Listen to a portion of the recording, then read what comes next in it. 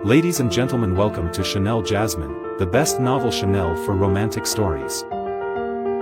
Hai guys, selamat datang di channel Jasmine, channel terbaik untuk menyimak novel-novel romantis. Mohon dukung channel ini dengan subscribe, like dan share video-video yang ada di channel ini. Terima kasih.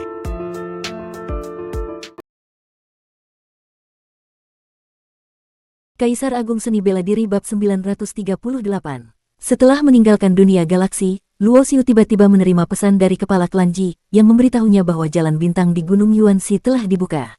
Berita ini cukup mengejutkan Luo Xiu. Dulu, Kaisar Dunia Bawah bersikap baik padanya karena dia dan kepala klan Ji bekerja sama untuk menaklukkan Gunung Yuanxi. Tujuan mereka adalah untuk menggunakan jalan bintang menuju dunia Kaisar Agung. Gunung Yuanxi telah menguasai jalan bintang selama ribuan tahun, mengumpulkan kekayaan dan kekuatan yang luar biasa. Bahkan Kaisar Dunia Bawah dengan kekuatan Dewa tahap puncak yang menyerang dengan paksa, hanya bisa mundur dalam keadaan terluka parah.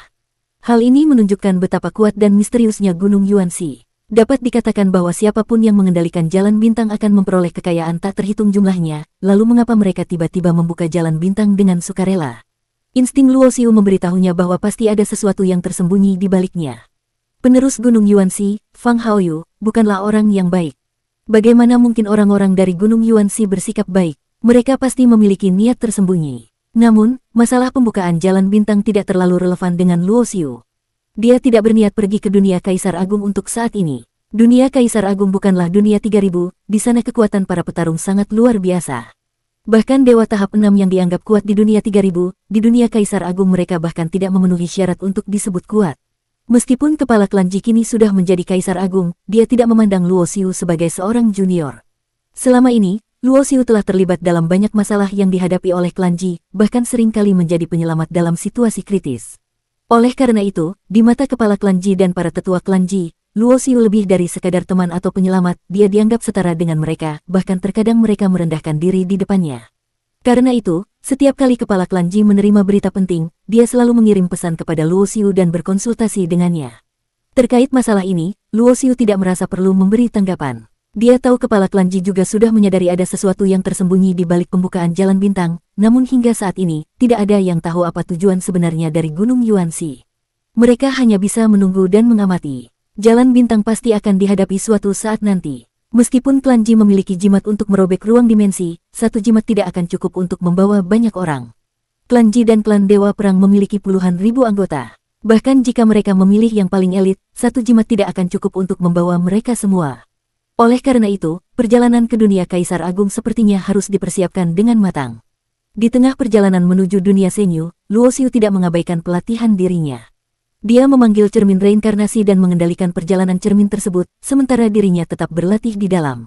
Cermin reinkarnasi memiliki banyak ruang di dalamnya, yang memungkinkan Luo Xiu untuk melatih dirinya sambil menjaga pergerakan mereka menuju dunia Senyu.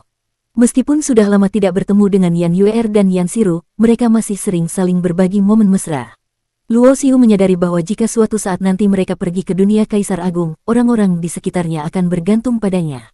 Oleh karena itu, kekuatan dan kemampuan dirinya harus cukup kuat untuk melindungi mereka.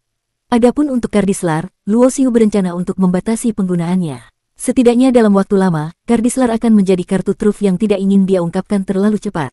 Jika Kardislar terlalu cepat menunjukkan kekuatan Dewa tahap 7, itu bisa menarik perhatian dari orang-orang di dunia Kaisar Agung dan menyebabkan masalah besar. Kardislar hanya bisa menggunakan sebagian kecil dari kekuatannya, kecuali jika dia berhasil memecahkan formasi pengurungan langit. Di dalam cincin penyimpanan, terdapat banyak sumber daya untuk latihan. Setelah mencapai tingkat Raja Dewa, pengeluaran energi untuk latihan tidak kalah dengan seorang dewa. Luo Xiu menyadari bahwa untuk mencapai tingkat Kaisar, dia tidak akan bisa melakukannya di dunia 3000, dan dia harus pergi ke dunia Kaisar Agung untuk mencari pil Dewa 7 untuk membantu terobosan.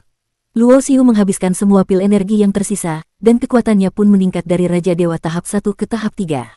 Meskipun kemajuannya tampak cepat, itu semua berkat tumpukan sumber daya. Latihan Luo Xiu menghabiskan banyak sekali sumber daya. Selain sumber daya yang digunakan untuk dirinya sendiri, seperti kristal dewa kelas atas dan kristal dewa kelas istimewa, Luo Xiu memberikan sebagian besar kepada Yan Yuer dan Yan Xiru. Selain itu, banyak pil dewa yang ada di tangannya telah diolah menjadi pil dewa, dan Luo Xiu juga memberikannya sebagian pil dewa kelas 5 untuk monster pelahap dewa, yang sudah mencapai tingkat dewa.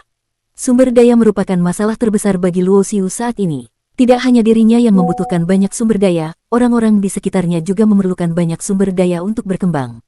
Jika dia tidak mengurus mereka, mereka akan membutuhkan ratusan hingga jutaan tahun untuk bisa mengikuti langkahnya menuju dunia Kaisar Agung.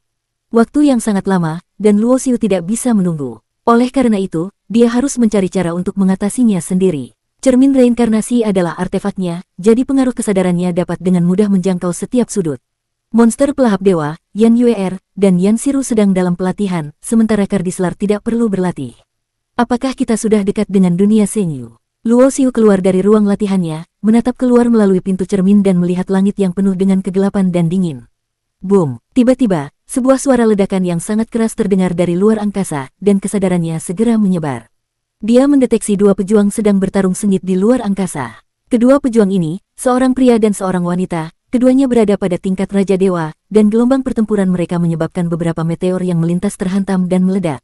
Mereka bertarung di sebuah pulau kecil yang mengambang di luar angkasa, dan dampak dari pertempuran mereka membuat pulau itu hancur dan terpecah belah. Saat cermin reinkarnasi terbang mendekat, pria dan wanita itu segera menyadari kehadirannya, karena cermin tersebut mengeluarkan aura yang sangat kuat, menunjukkan bahwa itu bukan artefak biasa. Mereka berhenti bertarung, mengalihkan perhatian mereka dengan kewaspadaan. Luo Xiu keluar dari cermin reinkarnasi dan berdiri di depan pintu cermin, melihat kedua pejuang itu. Dengan nada tenang, dia berkata, "Saya hanya lewat, ingin tahu seberapa jauh lagi untuk sampai ke dunia Senyu." Merasa aura Luo Xiu yang berasal dari Raja Dewa tahap 3, pria dan wanita itu akhirnya merasa tenang. Mereka tahu kekuatan mereka lebih besar dari Luo Xiu, jadi mereka tidak menganggapnya sebagai ancaman. "Apakah Anda berasal dari dunia besar lainnya?" tanya wanita itu dengan suara cerah dan merdu, meskipun penampilannya tidak terlalu mencolok, suaranya tetap menyenangkan untuk didengar. "Ya, saya sudah menempuh perjalanan dari dunia galaksi untuk beberapa waktu," kata Luo Xiu. Dunia galaksi. Setelah mendengar kata-kata itu, bukan hanya wanita itu, tetapi pria di sebelahnya juga tampak terkejut. Karena dunia galaksi dan dunia Senyu terpisah sangat jauh, dan di antara keduanya ada banyak dunia besar yang harus dilalui. Perjalanan melintasi ruang angkasa yang panjang ini penuh dengan bahaya, dan seorang Raja Dewa tahap 3 bisa melintasi jarak sejauh itu. Ini benar-benar luar biasa. Teman sejati, saya sangat mengagumi Anda. Di sini sudah tidak jauh lagi dari dunia Senyu, ini ada sebuah tablet peta bintang, saya berikan kepada Anda, kata wanita itu sambil mengeluarkan sebuah tablet giok, yang kemudian dilemparkan ke arah Luo Xiu. "Saya juga memiliki tablet peta ruang angkasa, dapat membantu teman sejati menuju dunia Senyu." Pria itu juga mengeluarkan tablet giok dan melemparkannya ke arah Luo Xiu. Luo Xiu tentu memahami maksud pria itu, yang khawatir jika wanita tersebut berkolaborasi dengan Luo Xiu untuk melawannya. Dengan satu gerakan tangan, Luo Xiu menangkap kedua tablet giok tersebut. Ketika kesadarannya memasuki tablet giok itu, dia menemukan peta bintang yang menunjukkan lokasi pasti dunia Senyu. Peta itu memiliki koordinat yang sama. Dengan kecepatan cermin reinkarnasi, Luo Xiu memperkirakan tidak akan memakan waktu lebih dari 3 hari untuk mencapai dunia Senyu dari tempat ini. "Terima kasih banyak," Luo Xiu mengangguk dan berkata, "Saya rasa, Anda berdua bertarung di sini karena ingin berebut besi dewa 4 garis yang ditemukan di pulau bintang kecil itu, bukan?" Luo Xiu sudah memeriksa tempat pertempuran mereka dan menemukan sebuah potongan besi dewa 4 garis sebesar kepalan tangan. Besi dewa 4 garis adalah bahan terbaik untuk membuat senjata tingkat dewa, dengan pola-pola yang terbentuk oleh hukum alam.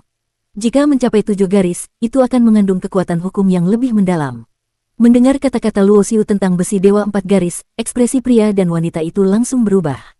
Cahaya dari senjata mereka bersinar, siap untuk menyerang jika Luo Xiu ikut bersaing merebutkan besi dewa tersebut. Namun, sebuah potongan besi dewa 4 garis tidak cukup untuk membuat Luo Xiu tertarik. Melihat ekspresi waspada mereka, Luo Xiu tersenyum tipis dan berkata, "Karena kalian berdua telah membantu saya tidak ingin kalian terus bertarung di sini. Saya juga memiliki satu potongan besi dewa 4 garis. Bagaimana kalau kita bagi 2? Satu untuk masing-masing." Dengan satu gerakan tangan, Luo Xiu mengeluarkan potongan besi dewa 4 garis yang serupa dan melemparkannya di antara kedua pejuang tersebut. Pria dan wanita itu terkejut. Mereka tidak menyangka bahwa hanya karena sedikit bantuan yang mereka berikan, Luo Xiu akan dengan murah hati memberikan potongan besi dewa 4 garis. Pria itu tanpa ragu berlari menuju Pulau Bintang untuk mengambil potongan yang mereka perjuangkan, sementara wanita itu, dengan ekspresi gembira, menyimpan potongan itu dan membungkuk dengan hormat kepada Luo Xiu. "Terima kasih banyak, teman sejati. Bolehkah saya tahu nama Anda?" Wanita itu tahu, seseorang yang dengan mudah memberi potongan besi dewa 4 garis pasti bukanlah orang biasa. Ini adalah kesempatan yang langka, dan dia ingin menjalin hubungan lebih dekat dengan Luo Xiu. "Saya Luo Xiu, semoga kita bisa bertemu lagi di lain waktu." Luo Xiu membalas dengan sikap hormat, kemudian berbalik dan masuk kembali ke dalam cermin reinkarnasi. Seperti sebuah kilat, istana tembaga itu menghilang ke dalam ruang angkasa yang jauh. Luo Xiu, wanita itu tertegun sejenak, kemudian teringat siapa Luo Xiu. Sementara itu, pria itu juga berhasil mendapatkan potongan besi Dewa 4 garis yang sebelumnya mereka pertaruhkan, dan dia mendengar nama Luo Xiu. Apakah ini pemuda yang konon memiliki kekuatan setara dengan Kaisar Dewa, Pangeran Sura? Pria itu bergumam, wajahnya penuh dengan keheranan. Setelah mendapatkan tablet, peta arah, Luo Xiu hanya membutuhkan waktu kurang dari 3 hari untuk mencapai dunia Sengyu. Ini adalah kedua kalinya dia datang ke dunia Sengyu. Jika dia tahu bahwa Ning Hanyu dan Ji Xiaozi sedang berlatih di sini, dia pasti akan membawa mereka berdua sejak awal. Di pintu gerbang sebuah kota, wajah Luo Xiu terlihat sangat suram, sementara di sampingnya, Yan Yuer dan Yan Xiru juga menunjukkan ekspresi marah. Di pintu gerbang kota tersebut, ada sebuah pengumuman yang ditempelkan. Lebih tepatnya, itu adalah surat pengumuman dengan 2 gambar wanita yang tertera di atasnya. Luo Xiu dengan cepat menyadari bahwa 2 wanita yang dikejar itu adalah Ning Hanyu dan Ji Xiaozi. Surat pengumuman tersebut dikeluarkan oleh Sekte Xuan Sui di dunia Sengyu. Siapapun yang memberikan informasi tentang mereka akan mendapatkan imbalan 1 juta kristal dewa kelas atas, dan jika mereka berhasil menangkap salah satu dari mereka, akan mendapatkan pil dewa tingkat jenderal sebagai hadiah. Bersambung.